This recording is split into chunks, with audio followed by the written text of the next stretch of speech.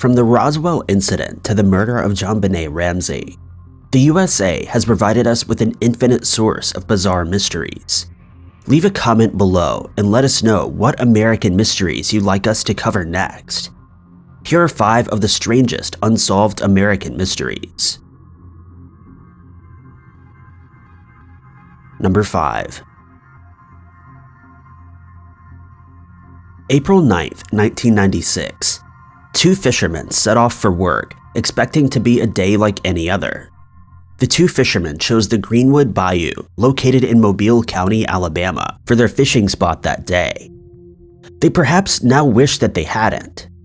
Floating in the bayou, the 2 men discovered a sack, floating in about 2 to 3 inches of water.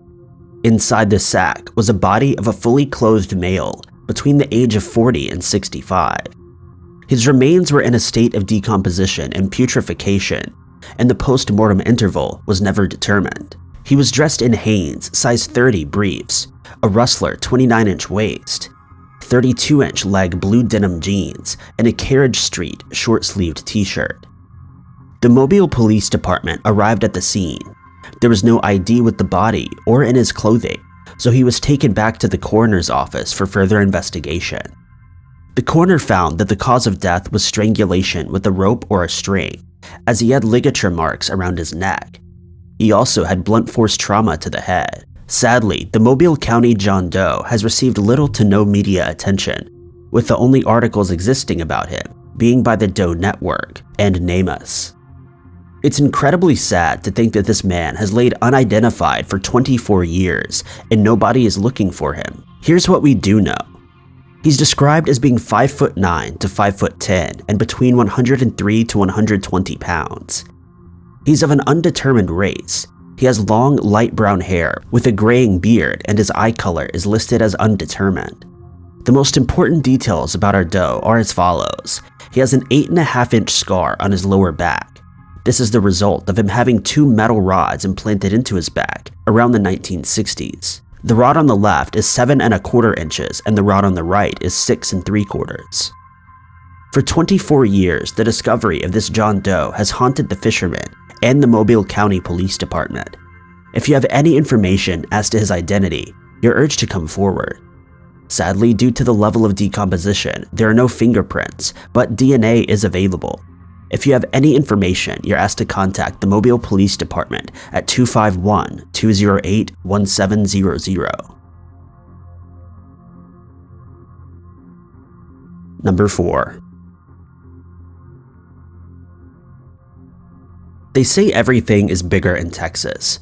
Local legends and encounters with the paranormal are no exception to that. 2 miles north of Saragota lies the infamous Bragg Road, which has been rebranded as Ghost Road by all of those who dare travel down it in the darkness. In daylight, the road isn't all that spectacular. Running for 8 miles with trees on either side and small paths splintering off to the side, you'd be forgiven if you drove down it without even a second thought during the day. But at night, that's when the road really comes alive. The road has been named Ghost Road due to the eerie and unexplained lights that appear from the trees on either side. Many people who have traveled the Ghost Road report seeing mysterious lights along the road, sometimes following them as they drive. One woman wrote about her experience, saying, "I've seen the light a few times. I don't feel like it's spooky, but it can be playful at times. When I first saw it, it was coming from behind us where the main road is. It was small and bright, so I passed it off as being headlights, except it stayed there for quite some time as we drove down the road. Of course, it went away before we got close. Shortly after that, we saw it in front of us, but this time it was a dim glow, pale green in color and about the size of a basketball. It came at us very fast and whizzed right over the hood and front windshield. Locals believe that the light is the work of a lost ghost. In 1902, the road started out life as a railroad to transport people, livestock, and other items between different towns in the area. As the area rapidly developed and oil was discovered, the tracks were taken out and it was transformed into a road. The legend goes that a railroad worker was decapitated when working on the removal of the train tracks. Since then, he has been condemned to walk the ghost road with his light, looking for his missing head. Other explanations have been offered up, such as swamp gases or other naturally occurring phenomena, but nothing has been proven thus far. Number 3. The Phoenix Lights is one of the most infamous and heavily reported UFO incidents in American history. On March 13, 1997, at 1855, the first murmurings of the lights were heard. A man reported seeing lights the size of a Boeing 747 traveling northwest. As the night went on, more and more people began reporting seeing large reddish-orange lights traveling through the sky, accompanied by what sounded like a huge gust of wind. The National UFO Reporting Center received this report from Prescott, Arizona, stating, "While doing astrophotography, I observed 5 yellow-white lights in a V formation, moving slowly from the northwest across the sky to the northeast, then turned almost due south and continued until out of sight. The point of the V was in the direction of the movement. The first 3 lights were in a fairly tight V, while 2 of the lights were further back along.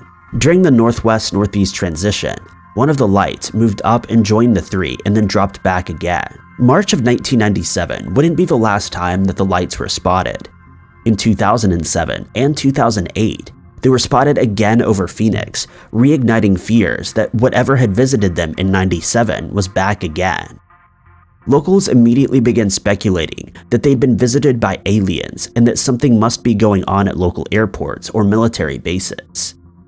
For the residents of Phoenix, Arizona, the lights would become a dominating topic for years to come, with the city being caught up in mass hysteria. As time passed, more and more people came forward to report sightings as they felt they wouldn't be rebranded as tinfoil hat lunatics, since there were already so many reports. While the lights have reappeared in 2007 and 2008, there have been no recent reports of the lights, but that hasn't deterred UFO investigators. UFO enthusiasts are patiently waiting for the lights to reappear. So what do you guys think was the cause of the Phoenix Lights? Number 2. Since the 1990s, people have been reporting a weird, low-pitched hum in the town of Taos, New Mexico. What's odd is that only select people hear it, and no scientific explanation has been given to its origin. It's even been said that the hum can be heard up to 30 miles away. Around 2% of the population said that they could hear the noise, dubbed the Taos hum, described as a very low frequency, ominous, and annoying in a constant hum. Scientists set up equipment in the houses of those claiming to have been plagued by the noise, only to find nothing out of the ordinary, no vibrations or signals. Locals in the area who can hear the hum are convinced that there's something paranormal or wild explanation for the hum. Perhaps it's the doings of ghosts or spirits in the area, trying to communicate, or maybe it's the buzz of a UFO mothership hidden deep in the desert of New Mexico. Scientists claim that the hum could either be tinnitus, as only 2% of the population are affected, or other explainable auditory conditions. As humans, we're able to create noise in our ears. Most often, these noises are drowned out by the ambient sound of modern life. But when we're confronted with peace and quiet, these noises come to the forefront. It isn't just Taos that has experienced a strange hum. People in Australia, Canada, and London, as well as other US states, have reported hearing low-frequency hums. As of 2020, the mystery of this hum remains just that, a mystery. So are the locals simply suffering from an auditory condition, or is there something more ominous going on? Number 1. Two can keep a secret if one of them is dead is an infamous saying, but the case of Ken Rex McElroy proves that a whole town can keep a secret if the one who is dead is a monster. This is quite possibly the most bizarre and extraordinary cold case in US history. July 10, 1981 is when the lives of Skidmore, Missouri's 435 residents changed for the better. Ken McElroy had been shot dead in the wee hours of that morning, and the town breathed a sigh of relief. Ken McElroy was the town bully, but he was much worse than a bully. He was a career criminal. He had amassed numerous convictions for theft, arson, burglary, and was known to become violent if he didn't get what he wanted. He also had charges for crimes that are deemed despicable within our society, and became the most hated man in the small town of Skidmore. McElroy would pick on the weak and knew exactly how to exploit and take advantage of them. On many occasions, he almost killed people while trying to get what he wanted, whether that was money or possessions. Standing at 6 feet tall and 270 pounds, most were too scared to confront him, and he was free to run riot in the town. One resident of the town even said, quote, "It was a matter of self-preservation. Retaliation would be severe. Our law enforcement never went after him very hard. He was just as soon to shoot them as anyone else." The town was living in fear, but collectively agreed that something had to be done about McElroy, and that thing was murder. On the morning that McElroy was shot, he was due to appear at the local courthouse after months of witness intimidation. McElroy was finally being held accountable for his actions, only his lawyer had somehow managed to get the trial postponed. Outraged, someone shot at McElroy while he was sat in his pickup truck. At the scene were shell casings from 2 different weapons, an 8mm and a .22 caliber Magnum rifle. To this day, these guns have never been recovered. What's more is that nobody in the town has come forward to offer up any information. Everyone at the courthouse that day knows who fired those shots, but nobody is willing to snitch. Most have gone about their lives pretending that they never saw a thing on that fateful July day, pleading ignorance to the whole event. After all, the town as a collective had agreed that something needed to be done about McElroy, and it was. Now, the townspeople of Skidmore would have to stick together and protect each other from the law, just as they had done from this vicious bully. A local man commented, "If tried by a jury of their peers, I doubt anyone around here would have convicted the shooters. They sacrificed one for the betterment of hundreds." The mystery of who killed Ken McElroy may only come to light when all of those involved are deceased and no one is left to protect from the full extent of the law.